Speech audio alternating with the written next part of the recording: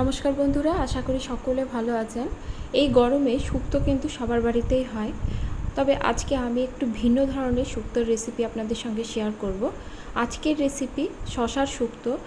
গরমকালে এরকম শুক্তো শরীরের পক্ষেও যেমন উপকারী, খেয়েও শান্তি, খাইয়েও কিন্তু শান্তি। শশার শুক্তো করার জন্য এখানে আমি বড় মাপের একটি শশা নেব। শশাটা প্রথমে আমি ধুয়ে নেব, তারপরে খোসাটা ছাড়িয়ে নেব। শশাগুলো আমি একটু লম্বা লম্বা করেই বানাবো, আপনারা আপনাদের পছন্দ অনুসারে কেটে নেবেন, তবে শশাটা কিন্তু একটু ছোট ছোট বা চাক চাক করেও কেটে নিতে পারেন। আমি শশাগুলো একটু পাতলা করেই কাটবো, এতে সহজেই কিন্তু রান্নাটা হয়ে যাবে। আমার শশাটা বানানো হয়ে গেছে, দেখুন। এবার রান্নাটি করার জন্য আমি এখানে নিয়ে নেব ছোলার ডাল। আপনারা চাইলে মটর ডাল পেস্ট বা মুগ ডাল পেস্টও ব্যবহার করতে পারেন। ডালের মধ্যে দিয়ে দেব পরিমাণ মতো নুন, হলুদ এবং অল্প চিনি। ভালো করে ডালটা ফেটিয়ে নেব। চিনিটা কিন্তু অপশনাল, আপনারা পছন্দ না করলে চিনিটা স্কিপ করতে পারেন। রান্নাটি করার জন্য কড়া বসিয়ে দেব, দিয়ে দেব সাদা তেল। তেলের পরিমাণটা কিন্তু একটু বেশিই দেব। এবার পছন্দ মতো শেপে বড়াগুলো দিয়ে ভেজে নিতে হবে। আমি একটু ছোট ছোট শেপেরই বড়া করব। বড়াগুলো বেশ লাল লাল করে দুপিটি ভেজে নিতে হবে। আমার বড়াগুলো ভাজা হয়ে গেছে, এবার তেল থেকে তুলে নেব। অপর দিকে আমি নিয়ে নেব হাফ চামচের মতো সর্ষে। এখানে আমি কালো সর্ষে নিয়েছি। সর্ষেটা আমি হামানদিস্তার সাথে একটু থেতো করে নেব। থেতো করে নিয়ে একটি বাটির মধ্যে ঢেলে নেব।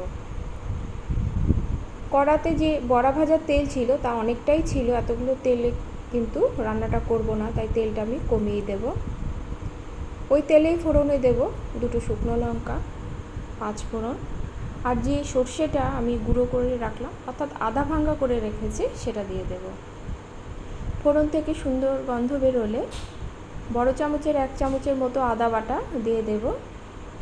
মিনিট খানেকের মতো নেড়ে নেব। এবার লম্বা করে বানিয়ে রাখা শশাটা আমি দিয়ে দেব। শশাটা দিয়ে আরও 2 মিনিট 2-এর মতো আমি ভালো করে ভাজা ভাজা করে নেব।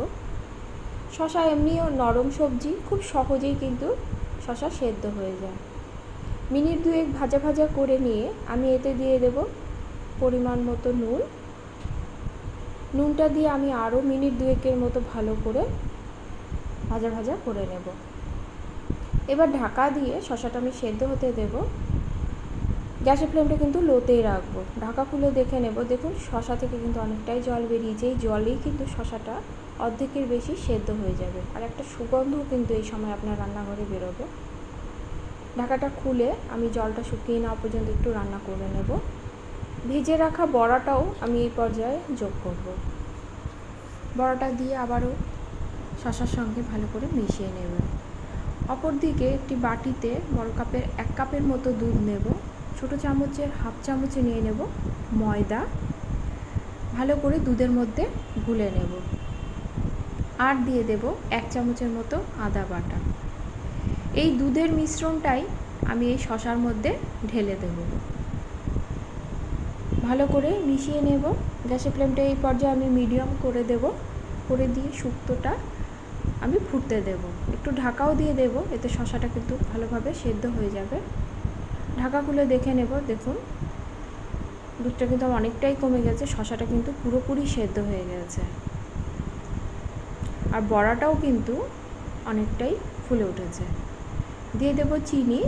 চিনির এই রান্নাতে মিষ্টি পরিমাণটা একটু বেশি হয়, তবে চিনিটা আপনারা আপনাদের টেস্ট অনুসারে যোগ করবেন।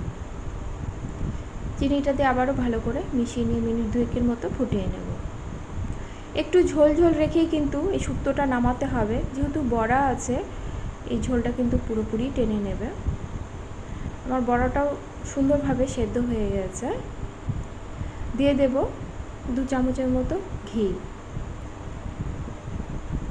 ভালো করে নেড়ে নিয়ে আমি ঢাকা দিয়ে আরও মিনিট খানেকের মতো রেখে দেব। গ্যাসের ফ্লেমটা অফ করে দেব।